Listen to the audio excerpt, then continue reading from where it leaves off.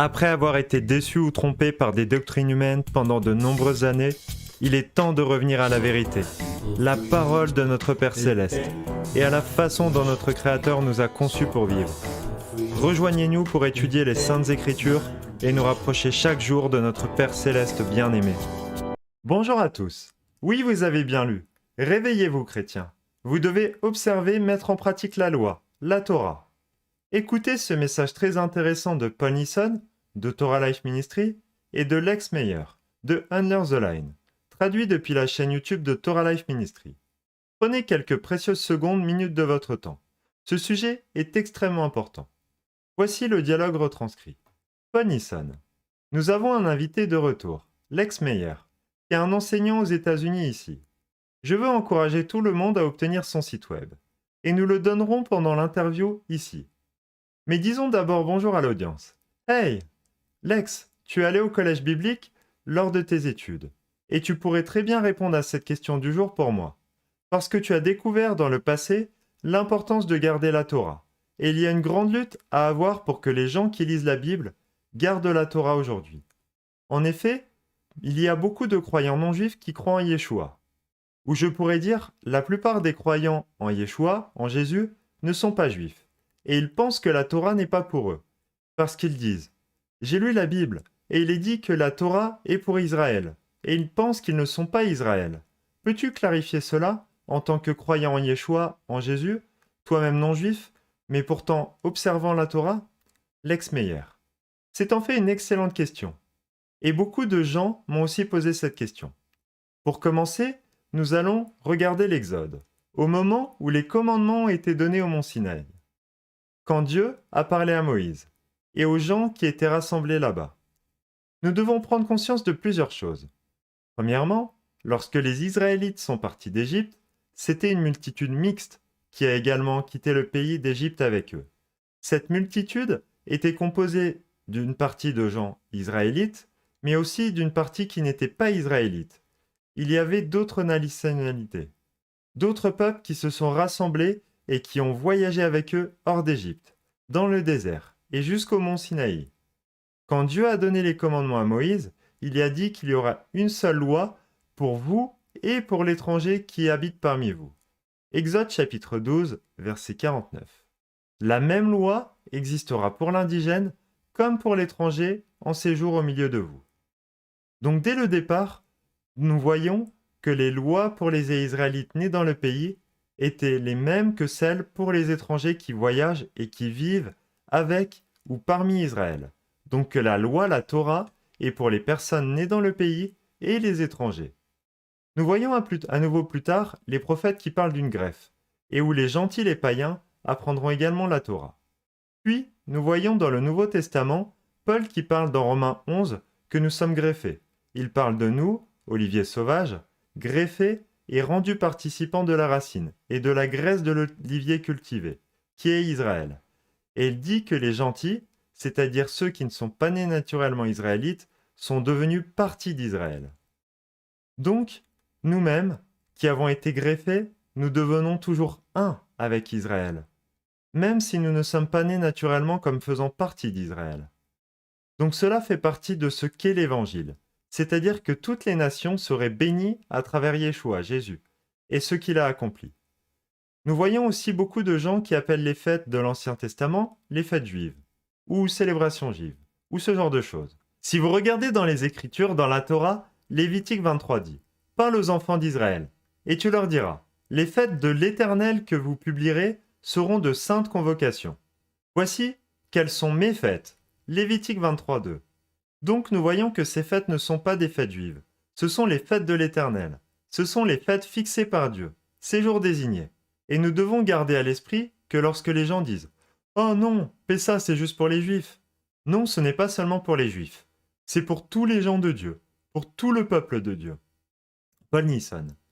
Quelque chose que vous pourriez avoir à l'esprit d'une perspective chrétienne, puisque vous êtes assez nouveau dans la Torah et la compréhension de cela, la loi versus la grâce.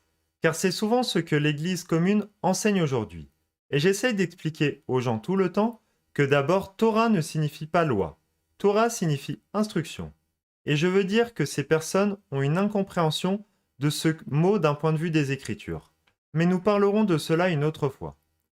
Mais parle-nous de à quoi cela te faisait penser, le mot Torah ou loi, pendant toutes ces années en tant que chrétien sans la Torah. À quoi cela te faisait penser, ce mot Torah et ce mot loi? Lex Meyer.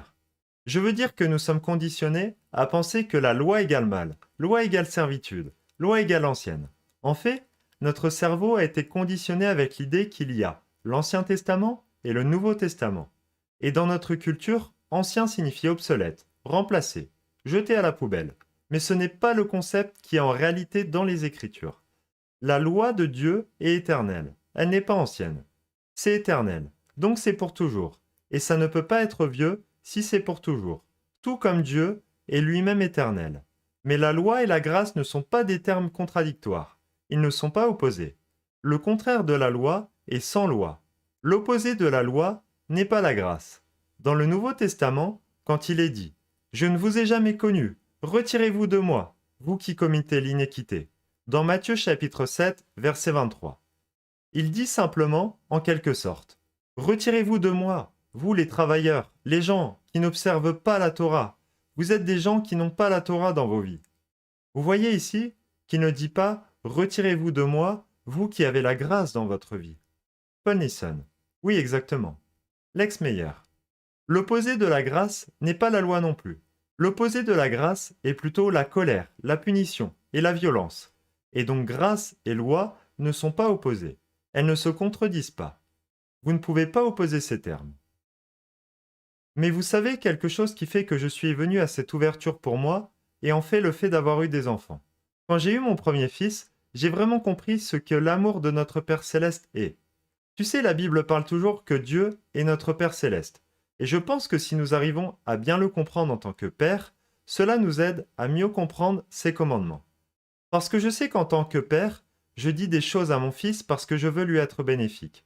Je lui dis, mange ces bons aliments, parce que c'est pour ta bonne santé. Quand c'est l'heure de la sieste et du coucher, je dis, d'accord mon fils, il est temps d'aller faire une sieste, il est temps d'aller au lit, parce que je sais qu'il a besoin de repos. Je ne veux pas jouer avec lui en pleine rue, parce que je sais que c'est dangereux, et qu'il va se faire écraser par une voiture. Je ne veux pas qu'il frappe d'autres enfants, parce que je sais que cela peut blesser d'autres enfants. Je veux être gentil et aimant avec les autres. Ainsi, nous pouvons voir exactement les mêmes principes avec les commandements de Dieu pour nous, et ses enseignements.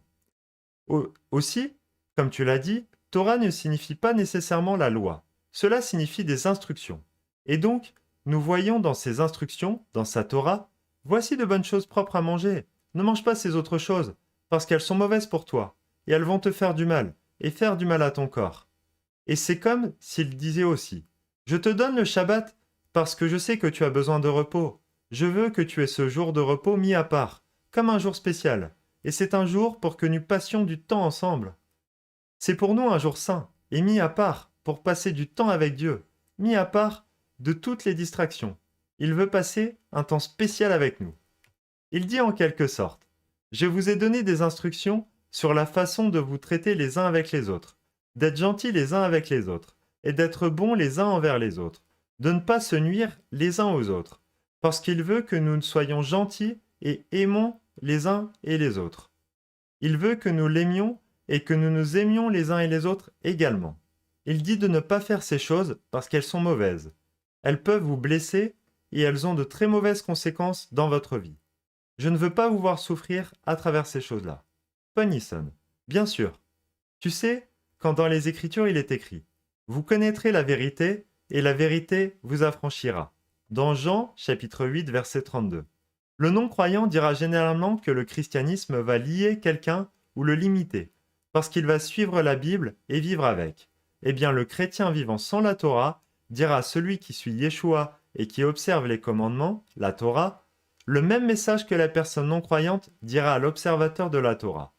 Vous vous limitez. Mais il est dit dans les Écritures que la vérité vous libère. Jean chapitre 8 verset 32. Et sachant que la vérité est la Torah. Psaume chapitre 119 verset 142. La liberté qu'elle va vous procurer est juste tellement incroyable. Le fait est que les chrétiens sans la Torah sont persécutés sous la même chose par les non-croyants. Puis beaucoup vont de l'avant et persécutent à leur tour. Et c'est une chose contre laquelle les Écritures ont parlé tout le temps d'être hypocrite. Lex Meyer. Et vous savez, j'ai entendu tellement de fois ou de réflexions de personnes de toute origine qui agissent comme si observer le Shabbat était un fardeau ou de l'esclavage. Vous savez, chaque semaine, j'attends avec impatience le Shabbat. C'est mon jour préféré de la semaine. Et je lance le compte à rebours chaque semaine. Et c'est comme par exemple quand je suis le jeudi, je suis là en me disant « Yes, c'est presque le Shabbat !» Je suis tellement excité, et puis le vendredi, je suis comme « Ouais, c'est juste à la porte !» Donc chaque semaine, j'ai juste hâte d'être le Shabbat. Et ce n'est pas en aucun cas un fardeau. C'est un délice. C'est une joie, et c'est ce que dont David a écrit dans les psaumes. Il a dit plusieurs fois des choses dans le sens. Ta loi est un délice. Tes commandements sont un délice. Ils sont une joie. Ils nous apportent la vie et des bénédictions. Quelqu'un qui ne les suit pas peut les percevoir comme un fardeau. Mais une fois que vous commencez à suivre la parole de Dieu et à obéir à ses commandements, ils ne sont pas du tout un fardeau. Je les aime tellement. Pas toi, Paul? Paul Nisson. Exactement. Savez-vous que le mot saint signifie mis à part? Et je répète tout le temps que je sais que je ne suis sauvé que par Yeshua, par Jésus, et pas par les œuvres. Mais parce que je suis sauvé, je veux faire les travaux. Mais je dis aux gens tout le temps, un des plus grands compliments que quelqu'un puisse me faire est de m'appeler légaliste. Si je suis la parole de si près, là et là, et que vous le voyez et que c'est évident, merci beaucoup pour le compliment. Mais beaucoup de gens jettent ce mot légalisme ou légaliste autour de vous tout le temps. Tu as été un étudiant biblique. Peux-tu parler de ce mot légaliste ou légalisme, s'il te plaît, Lex Meyer? D'accord. Eh bien, je sais que dans le contexte de comment il devrait être utilisé par rapport versus à la façon dont il est utilisé, lorsque les gens nous appellent légalistes, ils disent essentiellement que vous suivez la lettre de la loi à un degré trop strict, et que vous ne voyez pas vraiment le sens ou l'esprit véritable derrière le mot. Je dirais que c'est la façon dont les gens pensent quand ils parlent de nous. Enfin, je suppose. Mais ensuite, on se rend compte que nous gardons à la fois la lettre de la loi et l'esprit de la loi. Dans Matthieu, Yeshua, Jésus, parlait en disant que votre justice devait surpasser celle des pharisiens.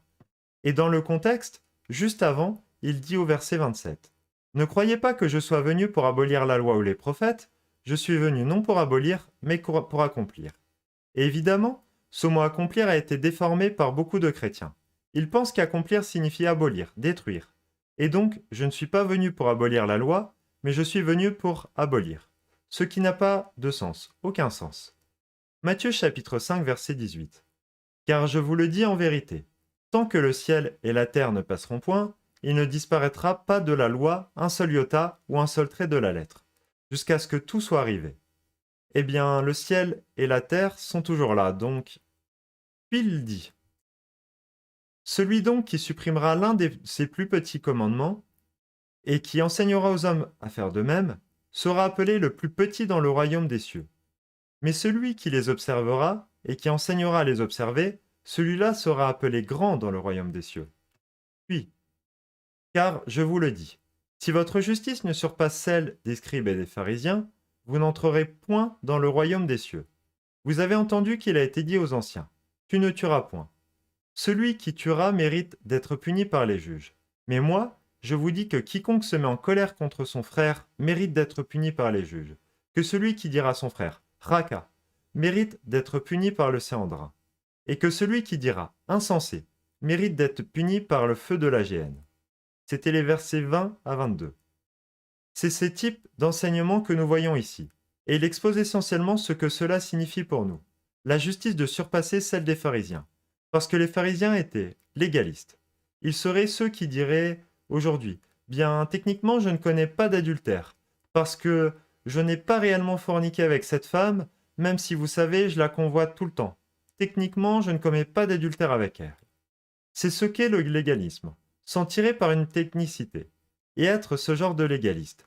Et c'est vraiment ce que là se signifie la référence du légalisme. Mais vous savez qu'il nous est dit de ne pas commettre d'adultère. Mais il nous est aussi dit de ne pas même regarder une femme pour la convoiter. Pour respecter la lettre de la loi, nous ne commettons pas d'adultère. Mais pour respecter l'esprit de la loi, nous ne regardons pas avec convoitise. C'est ce genre de concept que Yeshua, que Jésus enseignait, et voulait nous expliquer dans ses enseignements. Paul Nisson. Très bien, c'est génial. Lex, je sais que tu fais des enseignements sur ton site web pour désapprendre des mensonges dont nous avons hérité. Donne-nous l'adresse de ton site web afin que les gens puissent y aller et en apprendre plus sur toi et voir certains de tes enseignements. Lex Meyer. Mon blog est www.lexmeyer.com. Vous pourrez y trouver des liens pour mon Facebook et aussi ma page YouTube. Paul Nisson. Pour le chrétien qui ne te connaît pas, tu n'es pas seulement un gars qui invente juste un truc. Tu as de nombreuses années d'études derrière toi et une compréhension de la Bible avancée. Tu as étudié et appris. Donc les gens devraient prendre au sérieux ce que tu dis. Lex Meyer. J'ai grandi à l'église et j'ai étudié la Bible toute ma vie. Je suis allé à l'université biblique et j'ai un diplôme pour le prouver. J'ai été pasteur à l'église pendant de nombreuses années ou pasteur associé enseignant et prêchant à l'église pendant de nombreuses années. Et Dieu m'a juste ouvert les yeux à son Shabbat et à ses fêtes et à ses commandements. Et vous savez que ça a été incroyable ce voyage dans lequel il m'emmène vers lui. Et je suis tellement heureux que Dieu m'ait ouvert les yeux et les oreilles pour entendre et voir ces choses. Paul Nisson. L'une des choses que j'ai dit aux gens d'un point de vue de la santé est qu'avant que vous ne regardiez pour aller mieux, vous devez éliminer ce qui cause le problème. Et l'une des choses que tu enseignes et dont tu parles, et dont cela est tout le concept de tes enseignements, est qu'avant de commencer à apprendre la vérité, nous devons désapprendre le mensonge qu'on nous a appris. Lex Meyer. Oui, on nous a appris tellement de mensonges que nous devons désapprendre. Et Jérémie en fait prophétiser à ce sujet dans Jérémie 16. Il dit que les gentils sont venus de toutes les nations, et ils diront que nous avons hérité des mensonges de nos ancêtres, de choses sans valeur et futiles. Jérémie chapitre 16, verset 19. Éternel, ma force et mon appui, mon refuge au jour de la détresse. Les nations viendront à toi des extrémités de la terre, et elles diront, nos pères n'ont hérité que le mensonge, de vaines idoles qui ne servent à rien. Et vous savez que cette écriture m'a vraiment sauté aux yeux. Lorsque j'ai commencé sur ce chemin, je me suis dit, oh, c'est exactement ce que je ressens. On nous a transmis ces mensonges de génération en génération. Ces mensonges ne cessent de se renforcer. Et vous savez, ce n'est pas nécessairement que l'on nous ment intentionnellement. Mais les gens qui nous ont enseigné ont également reçu des mensonges. Et donc, ils pensent qu'ils disent la vérité. Ils pensent que ce qu'ils disent est juste. Mais ils ont également été trompés. Nous devons donc réaliser que ces mensonges ne se trouvent pas dans les Écritures. Et nous devons revenir à ce que la parole dit vraiment. Paul Nisson. Merveilleux, merveilleux. Eh bien, Lex, tu es un excellent invité. Merci beaucoup d'être venu. C'est un excellent message et un message très important. Je vous remercie pour votre écoute. Et chrétiens, je vous demande à prendre cela avec beaucoup d'humilité et d'amour fraternel pour notre amour commun en Yaousha, en Jésus. Mettez cela en prière auprès de notre Père Céleste, et je suis convaincu qu'il vous guidera. Vous trouverez les liens vers les enseignements de la chaîne de Lex Meyer pour Under the Line et les liens pour les enseignements de Paul Nisson de la chaîne Torah Life Ministry dans ce document. Ce document sera mis dans la box de description sous cette vidéo. Comme d'habitude, testez toujours chaque enseignement par les Écritures et la parole de Yahweh, notre Père Céleste. Alléluia, Shalom et à bientôt. Cette vidéo a été traduite à partir de la vidéo de Torah Life Ministry. Wake up Christian, you must keep the law. Torah. Alléluia, Shalom et à bientôt.